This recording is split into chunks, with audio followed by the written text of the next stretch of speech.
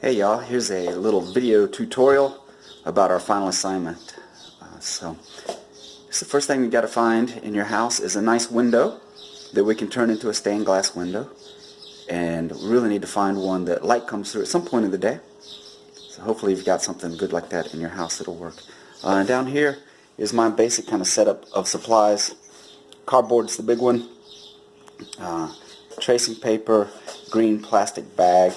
These are things that are laying around my house that I figured I could just turn into something translucent, or something that was already laying around that was translucent that we can use for the panels of the stained glass. And then just some paints and drawing tools and scissors and adhesives to try and put it all together. But I've tried to make an assignment that is very open-ended in terms of materials, and hopefully stuff that you can find laying around the house, stuff that's free, stuff that's safe to acquire.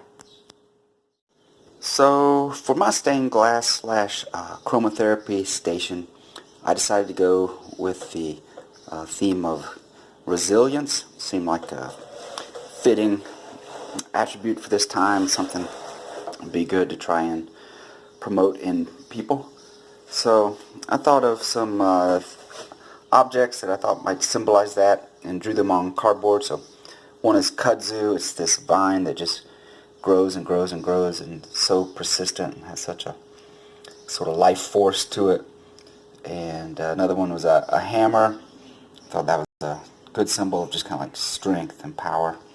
And I got a ram here, a really bad drawing of a ram that also symbolizes kind of like stubbornness and power and resolve.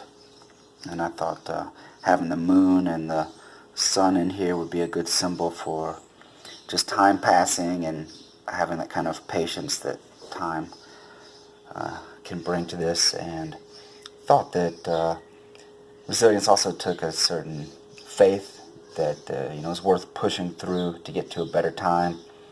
And there's a grace in that, and I thought of a dove as maybe a symbol for those things. So that's my next step. So I cut out a couple of the shapes from the cardboard, so you can see one idea I had about how you can do this, right? So I cut out the hammer and the kudzu forms. You can see I left kind of like a piece in between the two different shapes, and this will function like the leading does in traditional stained glass.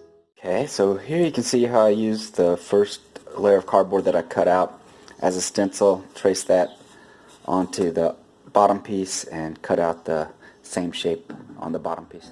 So I used the green plastic to do the hammer, and I took a piece of tracing paper and just put a really light wash of paint on it on both sides, and then cut the shapes out and glued it down to the cardboard. And so now I'm ready to put my top piece back on here, and on to the next step. So I'm not doing like the whole window or even the whole piece of cardboard. I'm just trying to give you an example of some techniques and tips and ways you can approach this. And so here's kind of my ideas about the last steps, right? After you got this thing sandwiched back together, you could put masking tape all the way around the outside to keep it sealed tight and in registration. And the nice thing about masking tape is that it is paintable. And then everywhere kind of the in between the different symbols, different objects that you paint, you can paint them in black to approximate like what the leading would look like in a stained glass. And in the end, hopefully we're going to have a lot more positive space than negative space, right? So do a lot of work kind of filling in these smaller areas with different designs, so that the leading will just kind of be outlines around objects, not huge chunks of space. But I hope that gives you a little bit of an idea about how to approach this.